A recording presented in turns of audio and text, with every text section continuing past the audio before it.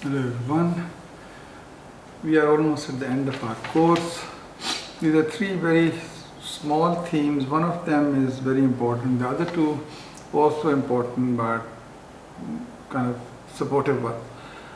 The idea of information society, and the other is some idea of what we call convergence.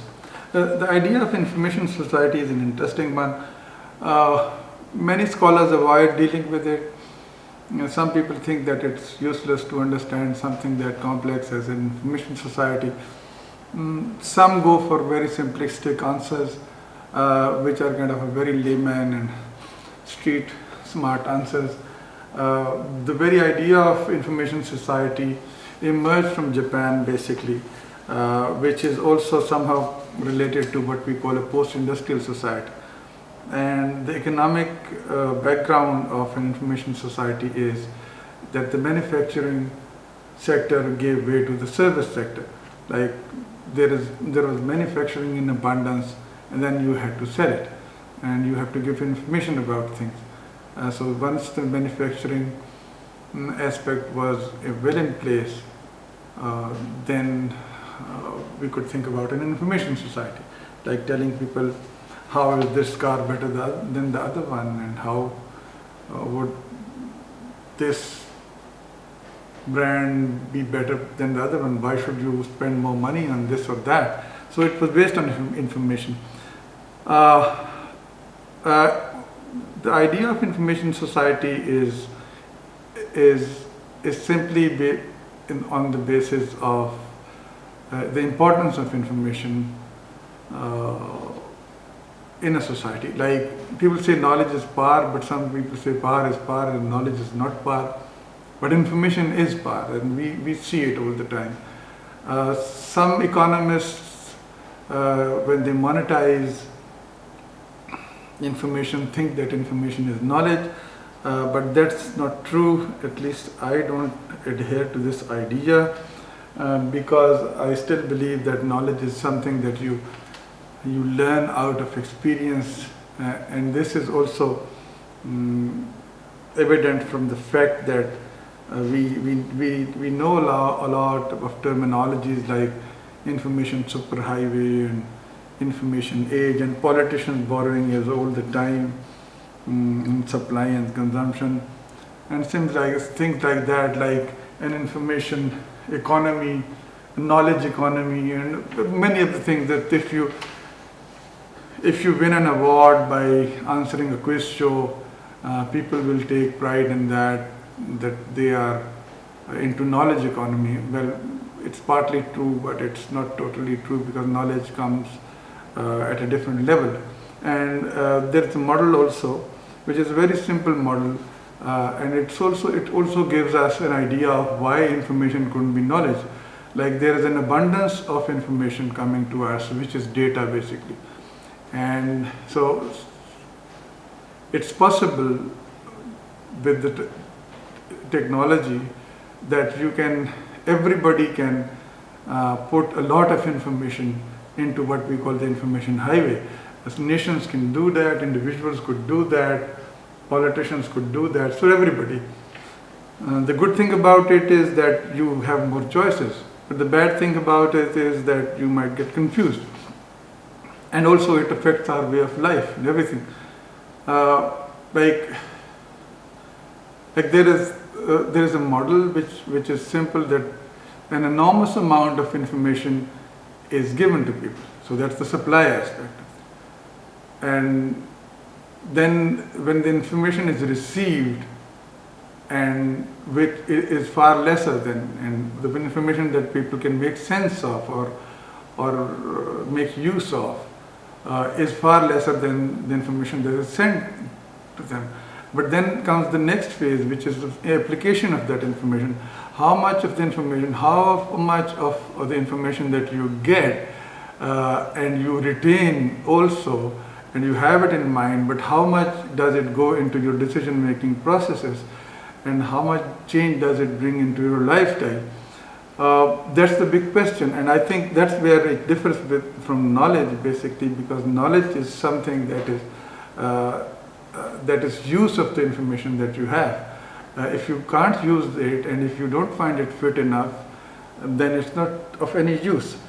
So, and there also comes this information of information overload, and we talk a lot about an information society where information is power. That's true, but information is power in the hands of who? In the hands of those who already had the reins of power. So it's still where it is, so no change is there. Like we know a lot about the world right now. Everybody knows a lot more about the world than people knew 30 years back or 50 years back. But is our knowledge in any way effective enough to bring in change? And that's the big question. Yes, it could bring smaller level changes within our own lives, in the earlier society, even not in the peasant society, but in the industrial society, also clothes, for example, were simply worn to save yourself from weather and also have a level of decency involved and all these things. But in the age of information, consumerism also got heightened, and also with the technology which can give you access to expose yourself to the world and make a statement, and also expose you to a lot that is coming in. Clothes are important. Appearances became important, like the shape of your body, how you present yourself. It's all a presentation society. So in a sense, it also becomes more shallow and less active. But still, there is this cultural aspect which brings in newer norms of appearance, of conversation, like your word is seen within the context of who you are, and who you are doesn't mean how much knowledge you have, like how you look, and that's also important. So if you don't look good at times, like it's not a beauty contest all over, but still people who look better, who are well dressed in an information society, they are more able to command respect, and also their voices are heard more on an individual level. And also, if you look at influencers and people like that at global level, there are many people who are like celebrities who are too important now. And then but it's kind of we live in an information society. We should accept that. So there is no running away from it. Now, how do we adjust into it is the bigger question, and it's an ongoing process. So we really don't know, but we have to really understand what we are doing, and we have to make good choices in information. Then comes the convergence model, and it's the second chapter is changing balance of information, like the rise of telematic media, which means that you can see the other people's face, and you can listen to the voice, and individuals can also access from television to WhatsApp videos. You see, a largely group or national or international access to communication technology came into the very private sphere of everybody's life. So the telematic media is also responsible for blurring the boundaries between mainstream media, journalism, and individual lifestyle. There are a couple of models. One is the elocution model, and the elocution model is simple. It's like lectures that we gave. So in the center there is somebody who gives information, and then people get information from that person. So that person is basically the center of that information. So it could be a television message, it could be a lecture where the center is important and the rest follow, or at least they attend to the center. And then the conversation model is more on facilitation. Like there is somebody in the center, and like there is a moderator sitting in a conversation, but that moderator doesn't interfere into two people talking to each other. You might remember being admonished for doing crosstalks, because the center of attention should remain the center of attention. The person talking on the dais is important, but in this conversation model, you just look at things, and if you see if you have facilitated it well enough, and if the conversation is going on in the right pattern, so it's fine. And then we have this consultative pattern. Consultative pattern is really interesting, where like libraries, like many other electronic sources, where you call or you go in and you get that information, but the library doesn't need that information from you. You get access, the center remains the center, and you get information from that. And then there is this registration model. The registration model is the opposite of the consultative model. Like you access a library, you call your bank and they give you information, and so that's it. You want to know about your bank account, or of how much money you have, or you go on internet and you check that. So the center is there, you collect information and it's gone.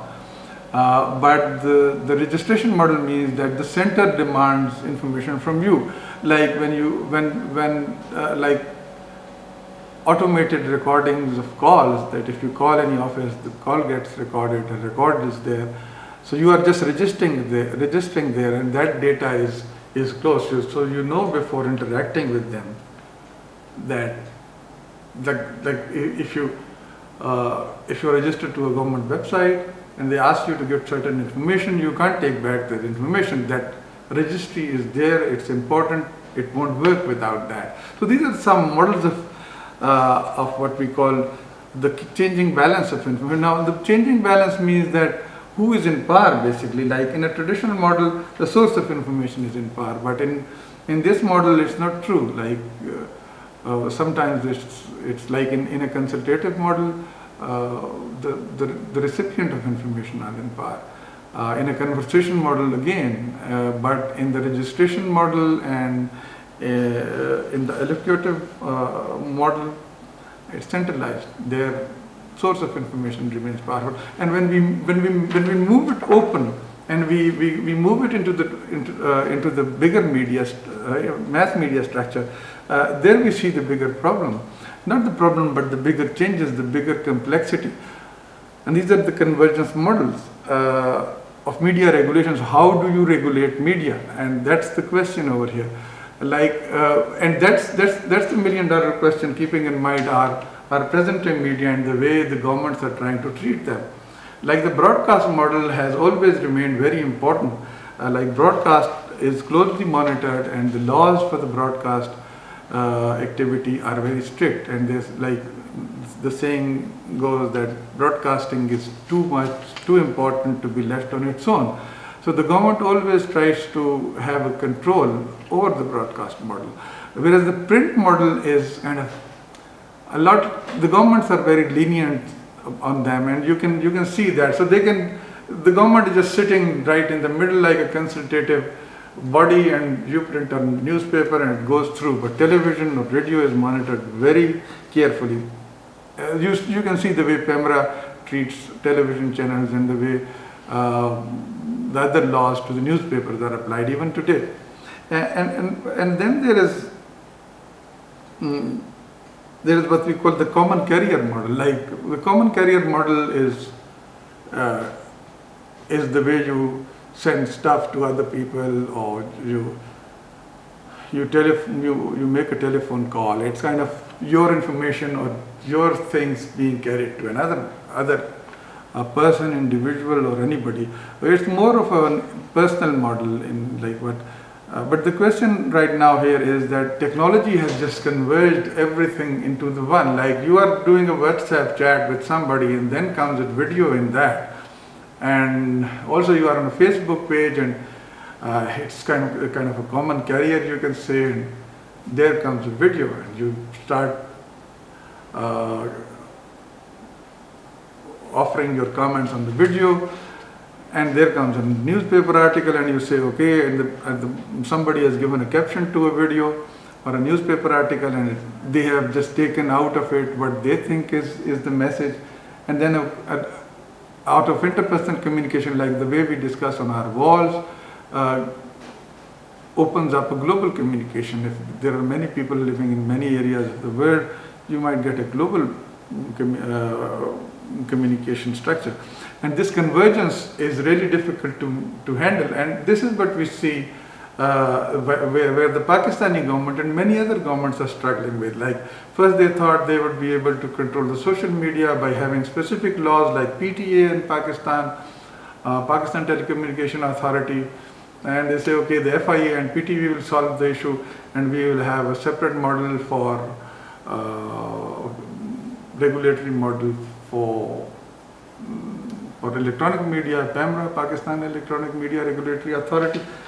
And then I said, okay, this is, and we will have a separate one for the print. But now we have heard about that the government is going to have a comprehensive law which includes just everything. And the problem is that would it be possible to regulate all different media which have very different, which originally have different structure, but they converge upon each other.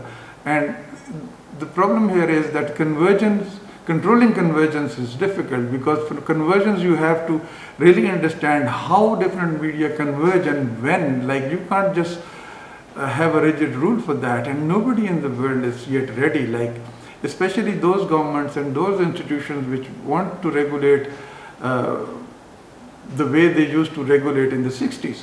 Like, you can't close down, like you close down YouTube and then somebody goes on VPN, they watch it. You can't really help it. You can't. So this is where we come to the original point of living in an information society. Like, living in an information society is far different from living in a traditional society. It might not be in the sense even of how much wealth you have or how much facilities to live your life you have, but it's the very pattern. Like, a peasant in Pakistan who is living in a remote area and having a small common phone has access to information which, like, through text messaging, like they might not be seeing the whole picture, but they get an idea and the world is changing. So this convergence is just happening everywhere, and governments, and especially the government in Pakistan, is at a real loss. We'll see whether they would be able to cope with the challenges of information society or not. Thank you for now.